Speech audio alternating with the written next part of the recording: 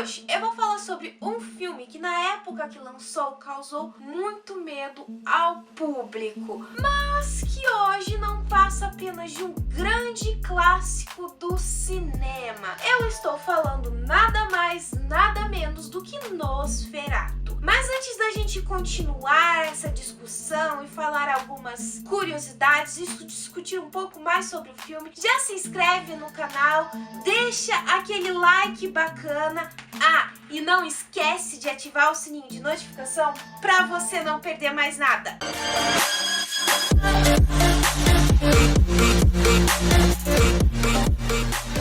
Nosferatu lançou em 1922 e foi baseado na obra do livro de Bram Stoker. O que é interessante deste filme, gente, é que na verdade esse filme foi feito sem a autorização do autor. Ou seja, é por isso que alguns nomes dos personagens são totalmente diferentes. Um exemplo é justamente a questão do Conde Drácula, em que no filme ele não tem esse nome, e sim o Conde Olaf, se eu não me engano, gente. Ou o caso do personagem do marido da mocinha, em que se chama Hunter. Então nós temos essa questão. Uma das primeiras curiosidades já do própria história de Nosferatu é justamente que essa foi feita uma obra sem a autorização do próprio autor. Eu acho que a maioria de vocês já ouviu falar sobre essa obra, por mais que você não tenha assistido. Literalmente, Nosferatu se tornou um grande clássico dos cinemas. Na época em que ele lançou, em 1922, o filme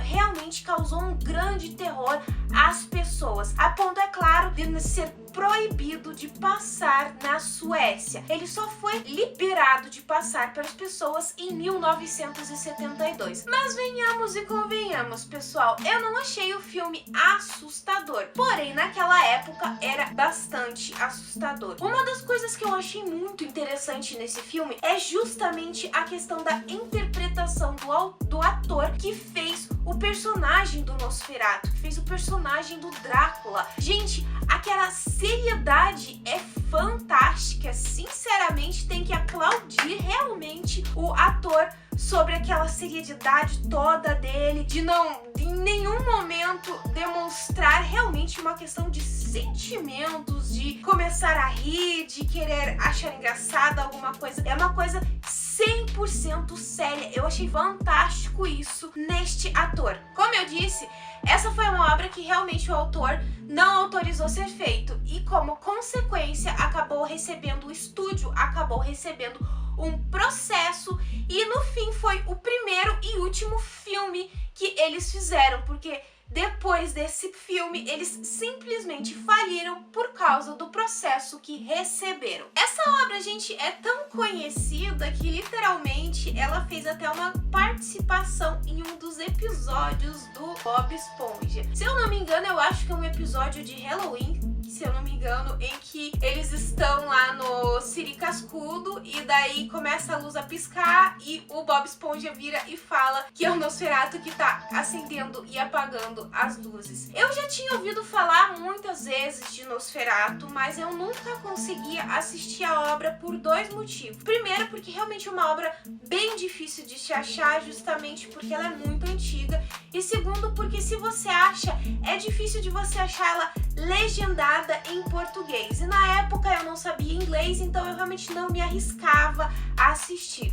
Nathalie, mas hoje em dia eu achei um lugar que passa o filme legendado em português. Eu também achei, gente, mas tem uma parte do filme que literalmente não tem legenda nenhuma. Então você tem que ter uma base, pelo menos, de inglês para poder acompanhar toda a obra de Nosferatu. Uma coisa interessante sobre este filme é que o personagem do Nosferatu apareceu pelo menos 9 minutos no filme inteiro. Então, gente, para vocês terem uma ideia, o filme tem 1h30, 1h34, e ele não tem uma aparição muito grande. Nós vemos todo aquele desenvolvimento da história do casalzinho bonitinho, feliz, e daí de repente ele aparece na cidade e vai causando todo um caos. E o que eu mais gostei deste filme, Nosferatu, gente, além, é claro, de ter toda aquela uma base do expressionismo alemão, porque realmente esse é um dos filmes que tem aquele trabalho com maquiagens mais pesadas e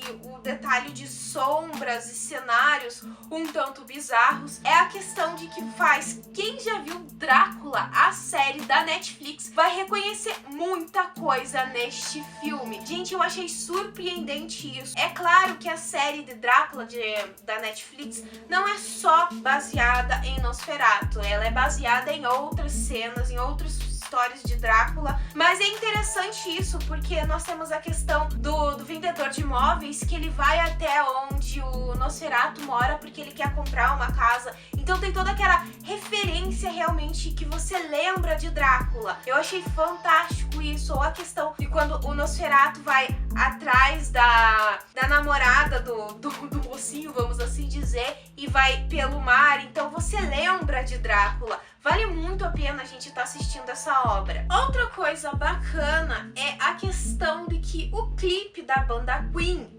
da música Under Pressure, utiliza as cenas do filme de Nosferatu. Então, assim, se vocês já viram esse clipe, eu nunca vi, gente, peço desculpas, mas utiliza certas cenas desse filme, também como de outros filmes que foram da época de 1920, que se baseiam em filmes da época de filmes mudos. O que eu acho também interessante nesses filmes desta época, tanto Nosferatu quanto Metrópolis e até mesmo a questão do Gabinete do Dr. Caligari, eu ainda não assisti, mas eu acho que é mais ou menos isso, é a questão que são filmes que são divididos em atos, então dá uma ideia muito interessante de que parece como se fosse realmente um teatro.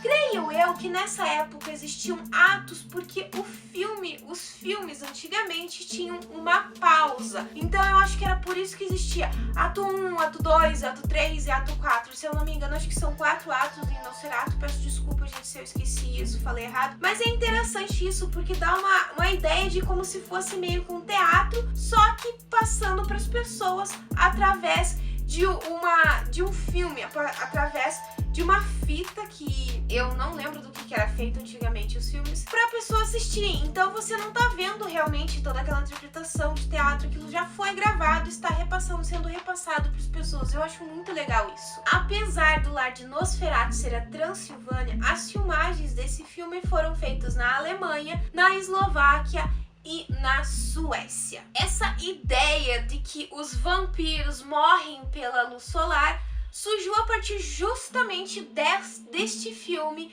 Nosferatu. Ele foi, vamos dizer assim, o ápice, o início de que uma criatura, um monstro, acabava morrendo pela luz solar. É uma coisa interessante isso, gente, porque eu sempre me perguntava quem que começou toda essa ideia de que vampiros morrem com a luz do sol. E a partir daí eu descobri que é por causa de Nosferatu. Então é uma coisa bem interessante isso. E principalmente a questão dessa frase que fala de que tem no filme, de que o único jeito de acabar com essa questão do monstro é se uma donzela inocente oferecer sua vida para ele, fazer com que esse monstro, esse vampiro, esqueça da existência do nascer do sol, esqueça do cantar do galo. E isso também tem na série de Drácula, gente. Então é uma coisa muito legal. Se você já assistiu a série Drácula e não assistiu Nosferatu, eu recomendo que vocês assistam Nosferatu para vocês verem de onde que surgiu algumas partes deste filme, desta série que a Netflix transmite. Porque o filme é bem legal, é bacana, realmente é um filme mudo, é um filme que é em preto e branco, na verdade não é preto e branco, na verdade é uma outra cor, mas assim,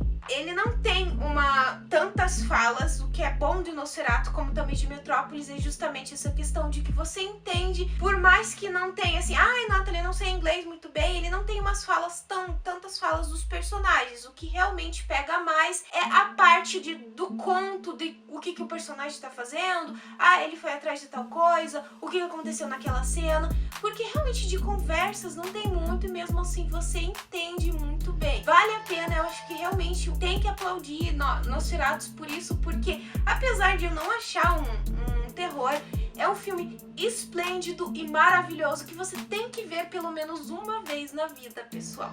Bom, pessoal, eu vou ficando por aqui, mas antes de finalizar, eu vou deixar aquela perguntinha básica que eu sempre deixo no final do vídeo. Se você já assistiu Nosferatu, o que você achou de toda essa questão da história de Nosferatu? Qual que é a sua reação sobre ele? Ou se você tem alguma ideia de algum outro filme que seja dessa época de Nosferatu, comenta aqui embaixo ou me manda uma mensagem no meu Face, no meu Twitter, no meu e-mail.